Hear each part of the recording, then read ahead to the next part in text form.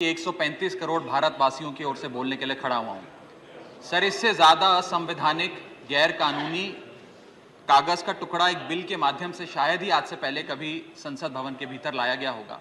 और अपना वक्तव्य शुरू करने से पहले मैं महाभारत के एक अंश का वर्णन करना चाहूंगा, जिसे रामधारी सिंह दिनकर ने एक बहुत ही महत्वपूर्ण कविता में लिखकर बताया है, जिसमें भगवान श्री कृष्ण एक शांति दूत बनके पांडवों की ओर से हस्तिनापुर जाते हैं शांति का प्रस्ताव लेकर।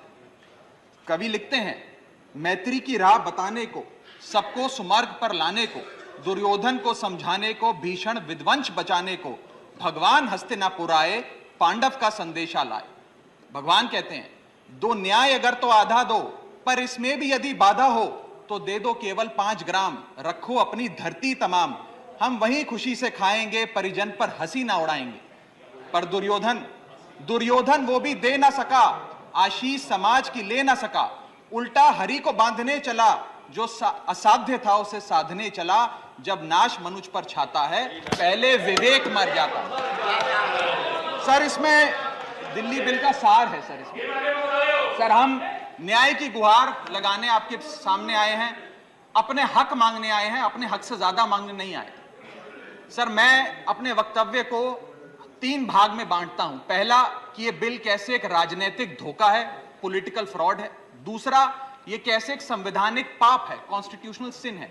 और तीसरा कि यह एडमिनिस्ट्रेटिव लॉकजैम यानी कि प्रशासनिक गतिरोध दिल्ली में कैसे पैदा कर देता है। सर, पहला राजनीतिक धोखा, यह कहानी है सर 1977 से लेकर 2015 की।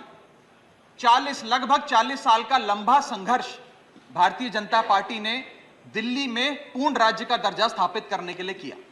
1977 में जब 3rd मेट्रोपॉलिटन काउंसिल दिल्ली में था, उसमें जनता पार्टी की सरकार थी। उन्होंने मता पास कर कहा कि दिल्ली को पूर्ण राज्य का दर्जा बनाएंगे। लगातार पूर्ण राज्य की दर्जे की मांग करते करते करते करते ये 1989 का लोकसभा का मैनिफेस्टो में बीजेपी का लाया हूं। 1989 के मैनिफेस्टो में पेज नंबर 361 पे पॉइंट नंबर 10 पे ये कहते हैं, ग्रांट स्टेटहुड टू यूटी और दिल्ली। यानी कि 1989 से लेकर लगातार ये लोग दिल्ली को पूर्ण राज्य का दर्जा दिलाने की मांग करते रहे। यहां तक कि जब 1991 में कांग्रेस की सरकार ने दिल्ली में विधानसभा का गठन किया, उससे भी ना पर्याप्त मानते हुए लाल कृष्ण आडवाणी जी, मदन लाल खुराना जी सबने बयान दर्ज कराए कि यह भी दिल्ली के साथ न्याय नहीं है, दिल्ली को पूर्ण राज्य का दर्जा मिलना चाहिए और हम इसके लिए आंदोलन चलाएंगे। और लगातार इन लोगों ने संघर्ष किया, आंदोलन किया। सर, 1999 में फिर अपने मैनिफेस्टो में बीजेपी ने, ये 1999 का मैनिफेस्टो है, ये जारी कर कहा कि हम दिल्ली को पूर्ण राज्य का दर्जा देंगे। Page number 132 point number 31, we will give full statehood to Delhi. Sir, इन लोगों ने बड़ा आंदोलन चलाया, संघर्ष किया, सड़कों पे लाठियां खाई, न जाने क्या क्या किया दिल्ली को पूर्ण राज्य का दर्जा दिलाने के लिए। और अंततः वो दिन आया जिस दिन वाजपेयी सरकार के उप प्रधानमंत्री आदरणीय लाल कृष्ण आडवाणी जी इस सदन के भीतर एक बिल लाए, द कॉन्स्टिट्यूशनल अमेंडमेंट बिल 2003, जो दिल्ली को पूर्ण राज्य का दर्जा देता है। यह बिल आडवाणी जी इस सदन के भीतर लाए और कहा कि दिल्ली को अधिकार देने की जरूरत है, दिल्ली को पूर्ण राज्य का दर्जा भाजपा दिलाएगी। यहां भी बात खत्म नहीं होती सर। इसके बाद 2013 के अपने मैनिफेस्टो में बीजेपी ने कहा हम पूर्ण राज्य का दर्जा देंगे। इनकी जून 2013 में नेशनल एग्जीक्यूटिव की मीटिंग हुई, उसमें मता पास कर कहा हम दिल्ली को पूर्ण राज्य का दर्जा देंगे। यहां तक कि इनके सांसद डॉक्टर हर्षवर्धन ने बयान दिया कि जब आदरणीय नरेंद्र मोदी जी देश के प्रधानमंत्री बनेंगे, हम दिल्ली को पूर्ण राज्य का दर्जा देंगे। ये इन सब ने सर लगातार बातें कही और दिल्ली को पूर्ण राज्य का दर्जा दिलाने की मांग लगातार भारतीय जनता पार्टी दिल्ली वालों के सामने रखती रही। सर, ये बिल सिर्फ संविधान का और लोकतंत्र का अपमान नहीं है, यह बिल लाल कृष्ण आडवाणी जी का, अटल बिहारी वाजपेयी जी का, मदन लाल खुराना जी का, सुषमा स्वराज जी का, अरुण जेटली जी का, सबका अपमान करने का और उनके 40 साल के संघर्ष को मिट्टी में मिलाने का काम करता है। सर, मैं माननीय गृह मंत्री जी का बयान लोकसभा में सुन रहा था। उन्होंने कहा कि नेहरू जी ने पंडित नेहरू ने यह बात रखी थी कि दिल्ली को पूर्ण राज्य का दर्जा नहीं मिलना चाहिए। मैं माननीय गृह मंत्री जी से कहना चाहता हूं, नेहरूवादी मत बनिए, अडवाणीवादी बनिए, वाजपेयीवादी बनिए और दिल्ली को पूर्ण राज्य का दर्जा देने का आज आपके पास ऐतिहासिक मौका है। दिल्ली को पूर्ण राज्य का दर्जा दीजिए। सर, इस बिल को लाने का असल कारण क्या है? यह बिल क्यों लाया गया है? पिछले 25 साल में दिल्ली में 6 बार विधानसभा के चुनाव हुए। 6 के 6 चुनाव भारतीय जनता पार्टी बुरी तरीके से हारी। यहां तक कि 2015 और 20 में आजाद भारत के इतिहास की सबसे बड़े जनादेश की सरकार अरविंद केजरीवाल ने दिल्ली में बनाई। क्योंकि ये पिछले 25 साल चुनाव नहीं जीत पाए और अरविंद केजरीवाल और आम आदमी पार्टी के आने के बाद ये जानते हैं कि अगले 25 साल भी ये लोग चुनाव नहीं जीत पाएंगे, तो सरकार को नष्ट करने का काम कर रहे हैं। ना रहेगी सरकार और ना रहेगा चुनावों का महत्व, ना रहेगा बांस, ना बजेगी बांसुरी। लेकिन मैं आज इस मंच से भाजपा से अनुरोध करूंगा कि कम से कम लालकृष्ण आडवाणी जी को न्याय दीजिए, कम से कम उनकी इच्छा पूरी करिए, दिल्ली को पूर्ण राज्य का दर्जा दीजिए। सर, मेरा दूसरा भाग कि कैसे यह बिल एक संवैधानिक पाप है। सर, पहली चीज, ये abuse of ordinance making powers है, आर्टिकल 123 जो संविधान का देता है। संविधान ये कहता है, और वाईवी चंद्रचूड़ साहब का AK Roy versus union of India एक बड़ा महत्वपूर्ण लैंडमार्क जजमेंट है, जिसने कहा कि ऑर्डिनेंसेस सिर्फ आपातकालीन और विषम परिस्थितियों में लाए जाएंगे। ऐसी कौन सी आपातकालीन और विषम परिस्थितियां आ गई कि आपको सुप्रीम कोर्ट के फैसले को 8 दिन के भीतर बदलना पड़ गया? दूसरा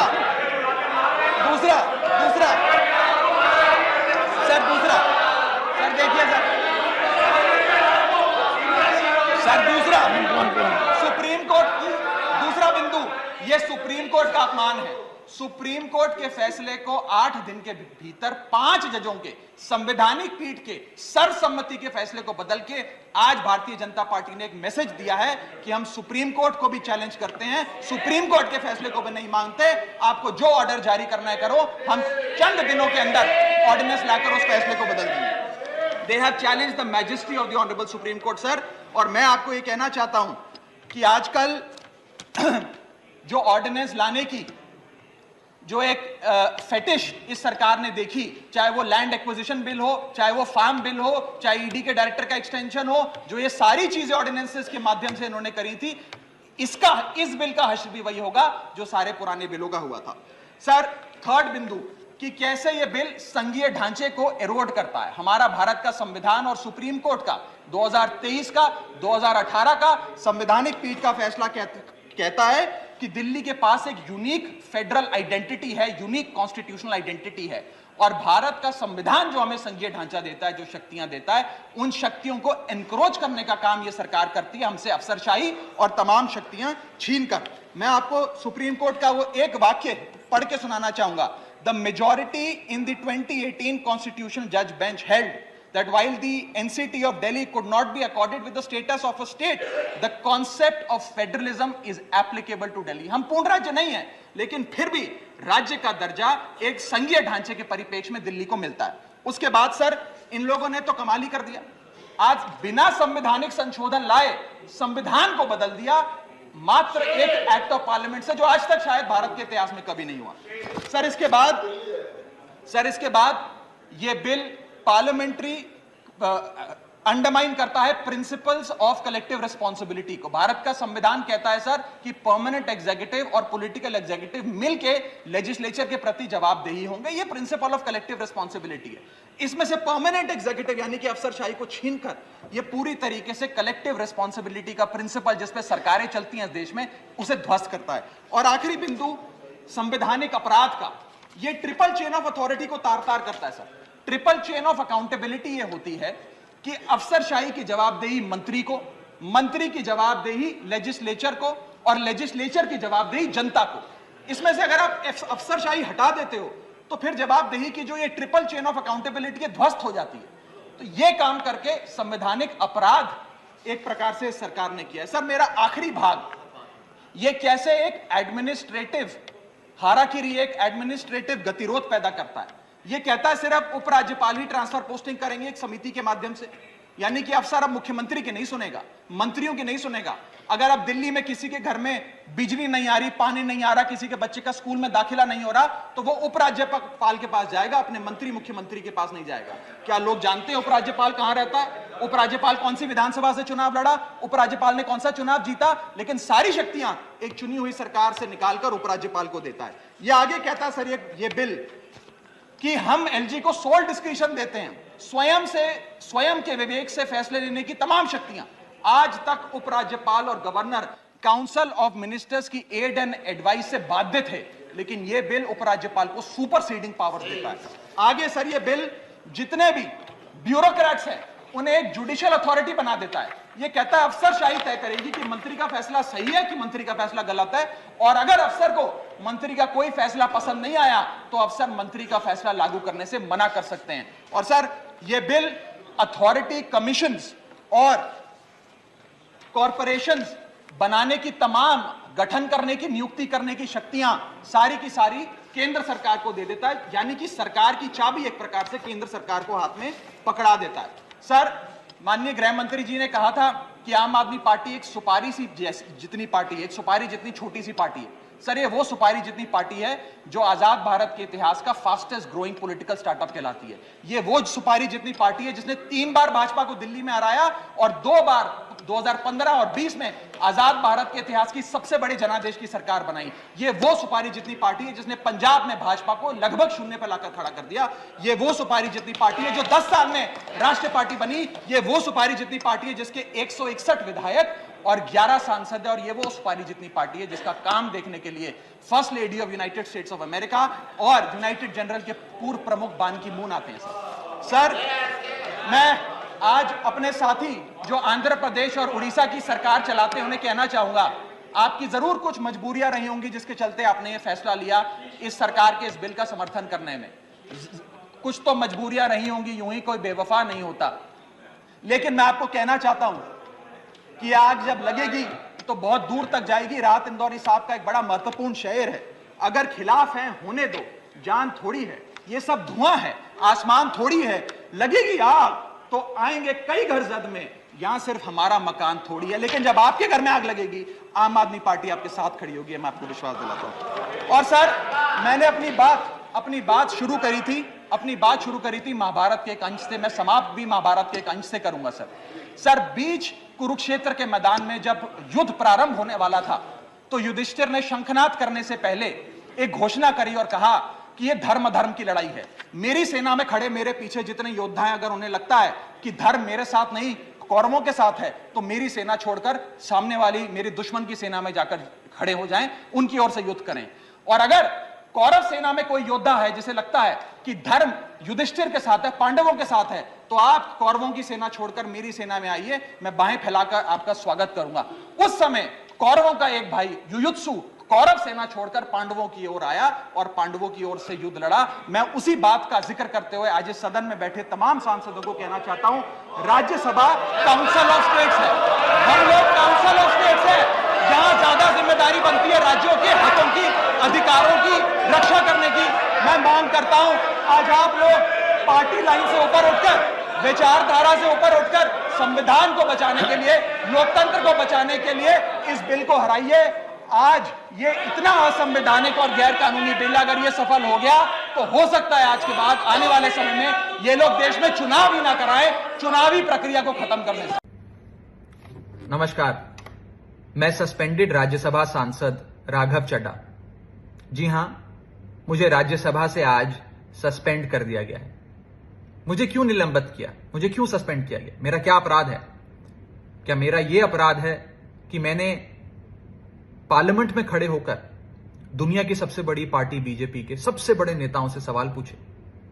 क्या मेरा यह अपराध है कि मैंने दिल्ली सेवा बिल पर अपनी बात रखते हुए बीजेपी के सबसे बड़े नेताओं से न्याय की मांग करी, उन्हें उन्हीं का पुराना मैनिफेस्टो दिखाकर वादे पूरे करने को कहा, बीजेपी को आईना दिखाया और आज की बीजेपी को अडवाणीवादी और वाजपेयीवादी होने की बात कही? क्या इन्हें यह डर सताता है कि कैसे ये 34 साल का युवा संसद में खड़ा होकर हमें ललकारता है, हमसे सवाल पूछता है, हम पे सवाल दागता है? ये लोग बहुत शक्तिशाली लोग हैं, ये लोग किसी भी हद तक जा सकते हैं। इसी हफ्ते मुझे कमिटी ऑफ प्रिविलेजेस के 2 नोटिस आ चुके हैं, शायद ये भी एक अपने आप में रिकॉर्ड होगा। सदन के अंदर विपक्ष को बोलने नहीं दिया जाता, लीडर ऑफ ऑपोजिशन का माइक बंद कर दिया जाता है। इसी मॉनसून सत्र में 3 आम आदमी पार्टी के एमपीज को सस्पेंड किया गया है, संजय सिंह, सुशील कुमार रिंकू और मुझे। पहली बार शायद भारत के इतिहास में देखा गया होगा कि लोकसभा में विपक्ष की जो सबसे बड़ी पार्टी होती है, जो इस समय कांग्रेस पार्टी है, उसके सदन के नेता को सस्पेंड कर दिया। यानी कि ये लोग चाहते हैं कि कोई भी आवाज ना उठाए, कोई भी इनसे सवाल ना पूछे, हर शख्स को सस्पेंड कर दो। मैं शहीद आजम भगत सिंह की धरती से आता हूं, पूरी मजबूती से प्रिविलेज कमेटी के सामने अपना पक्ष रखूंगा, न्याय की मांग करूंगा। इस देश के कई बड़े नेताओं के खिलाफ प्रिविलेज कमेटी ने कार्रवाई करी, इंदिरा गांधी जी के खिलाफ करी, अटल बिहारी वाजपेयी साहब के खिलाफ करी, डॉक्टर मनमोहन सिंह के खिलाफ करी। मैं आपको बताना चाहता हूं कि बीजेपी के लोग जिस प्रकार से राहुल गांधी जी की सदस्यता ले सकते हैं, कल कोई आम आदमी पार्टी के किसी भी सांसद की सदस्यता भी रद्द कर सकते हैं। ये जो चाहे कर सकते हैं। और शायद मैं पहली बार ही ऐसा देख रहा हूंगा कि जो मनगढ़ंत आरोप बीजेपी लगा रही है और जिस अपराध के लिए मुझे दोषी कह रही है, वो तो अपराध कहीं रूल बुक में लिखा ही नहीं हुआ। मैं आपको साफ करना चाहूंगा कि बीजेपी के लोग ये कह रहे हैं कि मैंने कोई दस्तखत कर किसी सांसद के सदन में जमा करा दिए। मैं आपको सत्य बताना चाहूंगा। सत्य यह है कि किसी भी सांसद को एक समिति में नाम प्रस्तावित करने की छूट होती है। यानी कि मैं एक सिलेक्ट कमेटी के गठन के लिए कुछ सांसदों का, एमपीज का नाम सुझा सकता हूं, प्रस्तावित कर सकता हूं, प्रपोज कर सकता हूं। इसमें किसी सांसद की लिखित सहमति यानी कि रिटर्न कंसेंट या सिग्नेचर, हस्ताक्षर की, दस्तखत की जरूरत नहीं पड़ती है। आपको बस प्रस्तावित नाम देने होते हैं और अगर किसी सांसद को आपत्ति है तो अपना नाम विड्रॉ कर सकता है। कहीं पर भी ना सिग्नेचर लिए जाते हैं, ना सिग्नेचर जमा किए जाते हैं, ना हमने सिग्नेचर जमा कराए। लेकिन फिर भी एक मौका इन लोगों को मिल गया है मुझ पर कीचड़ उछालने का और मेरी रेपुटेशन को तार तार करने का। एज अ पार्लियामेंटेरियन मुझ पर कीचड़ उछालकर मेरी रेपुटेशन को हार्म पहुंचाने का। मैंने कहना चाहता हूं कि मैं आपकी इन चुनौतियों से डरता नहीं हूं, अंत तक आपसे लड़ाई लड़ूंगा। सरफरोशी की तमन्ना अब हमारे दिल में है, देखना है जोर कितना बाजुए कातिल में। जय हिंद।